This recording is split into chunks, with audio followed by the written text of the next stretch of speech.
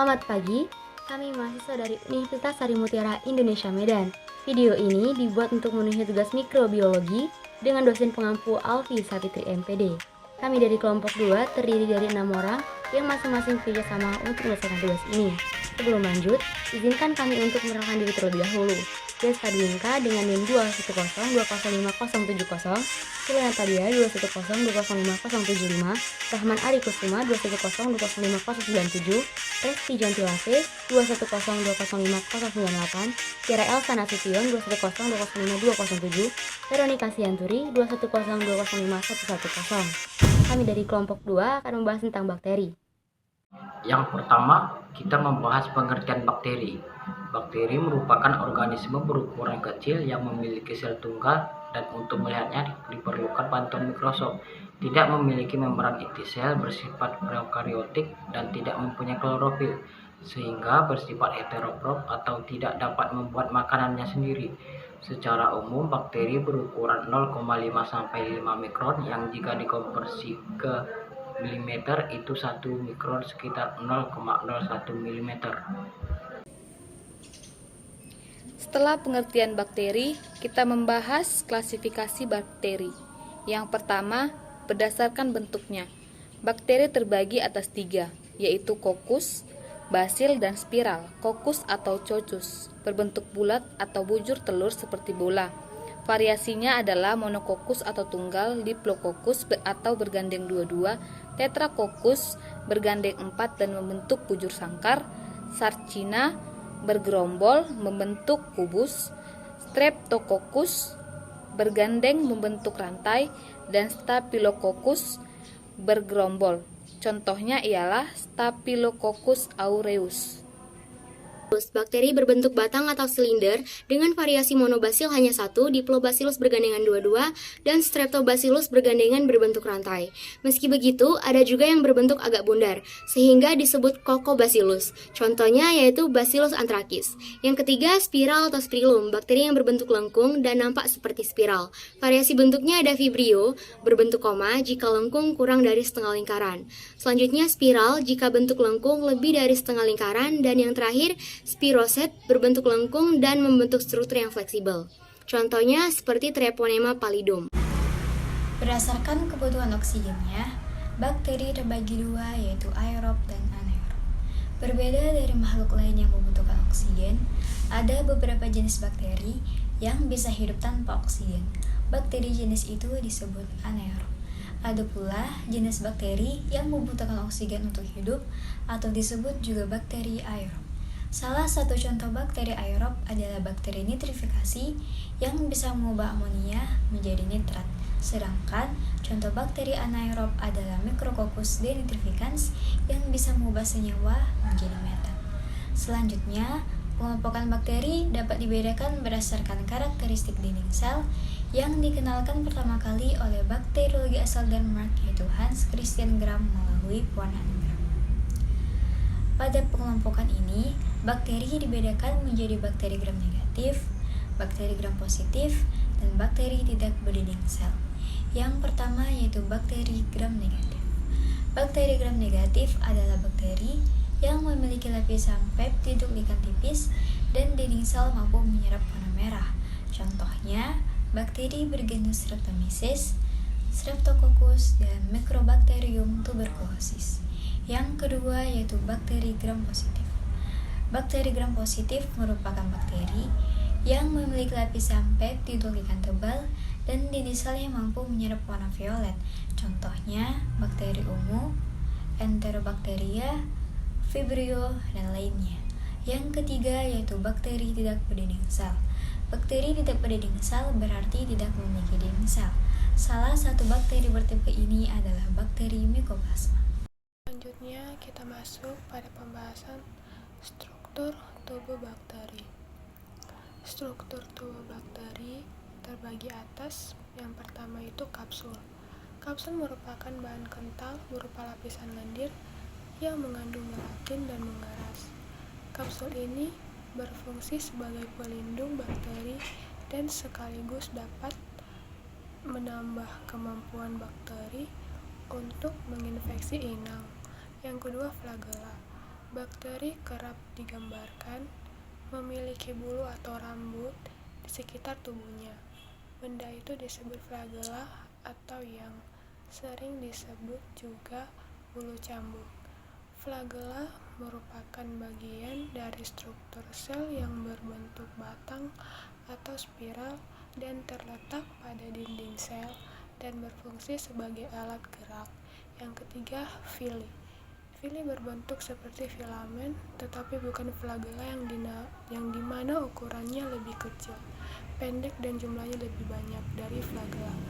Villi tidak berfungsi untuk pergerakan, tetapi digunakan sebagai pintu masuknya bahan genetik selama berlangsungnya perkawinan antar bakteri dan juga berfungsi sebagai alat untuk melekatkan diri pada hewan, tumbuhan, dan manusia sebagai inangnya. Setelah struktur tubuh bakteri, kita membahas reproduksi bakteri. Bakteri bereproduksi secara aseksual dengan membelah diri dan secara seksual atau secara paraseksual melalui transformasi, konjugasi, dan transduksi. 1. Transformasi. Transformasi DNA adalah pemindahan materi genetik oleh bakteri secara langsung tanpa jembatan penghubung. Proses ini terjadi pada bakteri yang memiliki enzim tertentu. Langkah pertama ialah DNA beruntai ganda akan berikatan dengan reseptor spesifik pada permukaan sel resipien. Kemudian satu untai DNA akan terdegradasi oleh nuklease dan satu untai lainnya akan masuk ke dalam sel. Kemudian untai DNA ini akan mencocokkan diri dengan sel resipien dan mendegradasi genom sel resipien, membentuk kombinasi yang homolog dan membentuk sel rekombinan. Reproduksi bakteri selanjutnya adalah transduksi. Transduksi merupakan proses pemindahan genetik yang terjadi ketika bakteri mendapatkan DNA dari virus bakteriofag yang menginfeksinya. Transduksi terbagi atas siklus litik dan lisogenik. Pada siklus litik, virus akan menempel pada reseptor sel bakteri dan menginjeksikan DNA ke dalam sel. Kemudian, DNA virus akan menghentikan sintesis molekul bakteri dan mengambil alih metabolisme sel bakteri. Virus akan membentuk struktur tubuhnya di dalam sel. Setelah terbentuk, virus akan mengeluarkan enzim lysosing untuk menghancurkan sel bakteri. Pada siklus lisogenik, DNA virus akan membaur dengan sel bakteri dengan membentuk profag dan ikut bereplikasi bersama DNA bakteri. Ketika lingkungan dalam kondisi buruk, profag akan aktif dan memisahkan diri dari DNA bakteri. Ketika aktif, maka DNA virus akan beralih ke siklus litik. Reproduksi bakteri yang terakhir adalah konjugasi. Konjugasi adalah pemindahan materi genetik dengan kontak langsung antara sel pendonor dan resipien. F+ pada sel pendonor memiliki F plasmid yang akan ditransfer dan F pilus sebagai jembatan transfernya.